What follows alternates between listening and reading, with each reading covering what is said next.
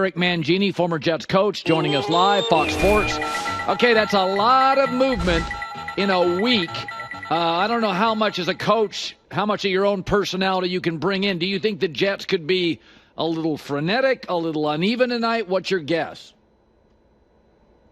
Well, I would imagine that they're going to come out firing, and there's going to be a lot of juice. And what happens is when you have a transition or a change during the course of the season, it's a lot like smelling salts. We all know that everything is tenuous and guys can get fired, but when it happens and it's real and you're in a moment like they're in right now, it's a pretty big wake-up call to the roster. So I expect them to come out and play well. And for Jeff, he has nothing to lose. So he can take chances. He can make the decisions that he feels are in the best interest of the team, because he has nothing to lose at this point. So it's house money. And this will have an impact on other coaches around the league, whether it's Dallas or Jacksonville or Philadelphia. If this experiment works for the Jets and they start playing better, all those other coaches that the hot seat's getting, hotter and hotter now, could be out sooner rather than later if it works in New York tonight. So if you go back to Thursday, Brock Purdy over Geno Smith, the best quarterback won every game this weekend. And I think in the first month, bad teams don't know they're bad. And then eventually everybody gets film on everybody, and you're like, okay, there are quarterbacks that are limited. There's personnel groupings that are limited. I watched Caleb and Trevor Lawrence yesterday, and I don't know how much of the regression for Trevor is him or the coaching, but Caleb Williams, coach, he looked like the real deal. Look, I mean, there were multiple times when he would look left, middle, right, come back to left. It was like he looked the part, did he not? Yeah, and what happens is the good teams and the good coaches, you go into the season with who you want to be, and then you realize who you need to be. And those good coaches and good teams figure that out and start playing that way, and the other teams don't, and they continue to lose. What I liked about Caleb, in terms of his progression, is he's so much more poised in the pocket. Early on, it felt like and this is my concern, every time he had to make a play, he was leaving the pocket early, he was running around, he was extending plays, and that's not what you want. He has that ability, and he can make wild plays doing that, but you want to see him poised in the pocket, going through his progressions, taking what's there, and then making the wild plays, when he needs to. Right. I thought the two throws to Keenan Allen were great. I thought those were the best throws I've seen him make so far. All right, Drake Maye, first start, 20 of 33. They don't have much to work with. You don't want to be – I mean, he looks young. His face looks young. I mean, he looks like a kid. I mean, you watch him and you're like, let's lower the – I mean, Caleb Williams looks like – I mean, he's like – I don't know, the whole game, the power, the movement. He had Lincoln Riley, two big programs. Here comes this kid out of UNC. And what was your interpretation of it? Well, they got some offensive production, which they hadn't been getting at all. Really like the throw that he had at the end of the half. There's going to be mistakes like there are with any rookie quarterback, and he's further behind than the other guys who have been starting. But encouraging for the group to be able to at least put up 21 points, get the 3 touchdown passes. I do feel like there's some pretty strong Sam Darnold early comparisons with him as a player. So you're going to get mistakes.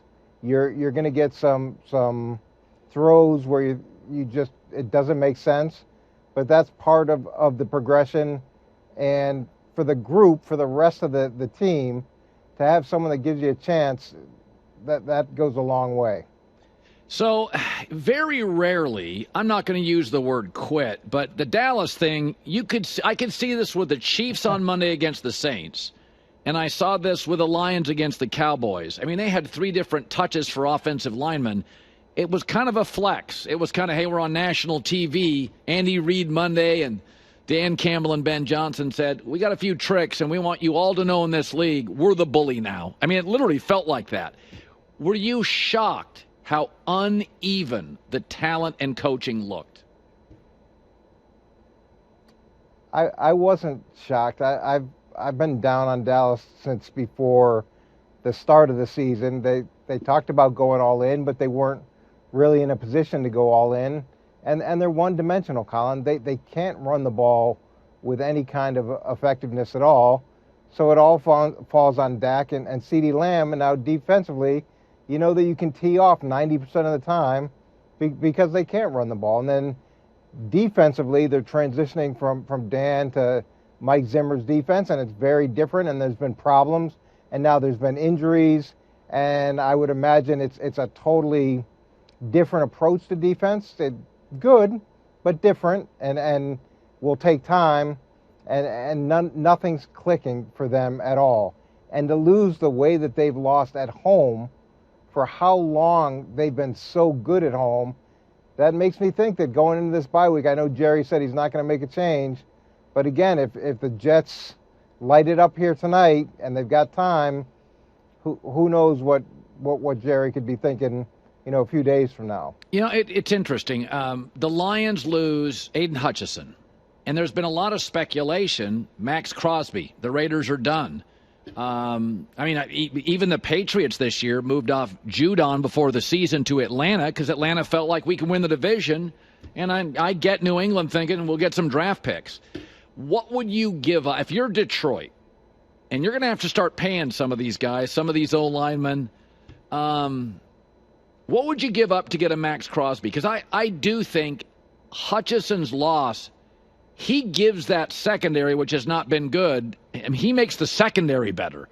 And you get into these playoff games in a shootout, and you don't have a pass rush with that secondary in Detroit. I mean, if you were a coach and a GM came to you, what would you give up to go get a Max Crosby and a really elite player to replace him, knowing that Hutchinson's back next year? Yeah, that's a difficult question, especially this early in the season, because I don't think that Las Vegas feels they're done. And a lot of these teams that have some talented guys that they may eventually be willing to give up, they're not at the spot yet where they think the season's over. So the price you're going to have to pay is pretty high. And Detroit strikes me as the type of team that wants their homegrown talent to go in and fill those gaps, go in and fill those voids, as opposed to trying to go out and get somebody else. And that culture is strong. It's been developed. It's hard. He coaches hard. He works them hard. And the difference for them is their guys have bought into it and own it and like it. Where a lot of times that hard coaching guys will revolt against. They seem to have embraced it. And you bring somebody in from the outside world that doesn't understand the way the Lions do things, the Lions way, you may not get the production you're hoping for from a trade like that. Did you ever, I watched Nick Sirianni, all the years you ran off the field in Cleveland and New York, those are cold weather fans, they get ticked off. Did you ever say anything to a fan? Did you ever want to say anything? There were plenty of times where you wanted to say things, but no, you never say anything. And look, unfortunately, I had some down years, and there was some booing and some pretty negative comments. But the last thing you want to do is to engage your home fan base in a negative way, because not just because of it's not the right thing to do, but it's not the right thing to do for your players. Now that environment, the next time they make a mistake, is going to turn that much more negative because you've antagonized the group. So now your guys have to deal with that. And as the head coach, your whole job is to avoid distractions, to make things easier for the group of players around you. The last thing you want to do is anger the Philadelphia Eagles, man. I mean, as a coach, when you watch that, what do you think? I think you came out of a bye, you got your 3 stars back, and you're getting a field goal blocked. You still haven't scored in the first quarter. You promised changes, and the only thing that really changes is your haircut, and it's not what you would expect from somebody in a position like he's in, or really any head coach for that matter. I don't know. Maybe I'm getting old, Colin, but I don't get that approach at all. Yeah, it just looks so juvenile. Eric Mangini, Browns. It looks, yeah. Yeah, it's rough. You know the owner doesn't like it. You know Howie Roseman doesn't like it. Those guys upstairs, regardless if you support him or not, the guys upstairs don't like that. The owner probably talked to him this morning, right? You would, yeah, I would think so. And then, I mean, even kids watching it, what do you do when things aren't going your way? You start jawing back and forth with someone? Like, it's not a good look. It's not a good look for anybody. Yeah. Eric, good seeing you as always, Coach. Awesome. Talk to you soon, Colin. Hi, everybody. It's me, Uncle Colin. Subscribe here to get the latest from the herd, including exclusive behind-the-scenes videos and more, wherever you may be, however you may be watching. Thanks again for making us part of your day.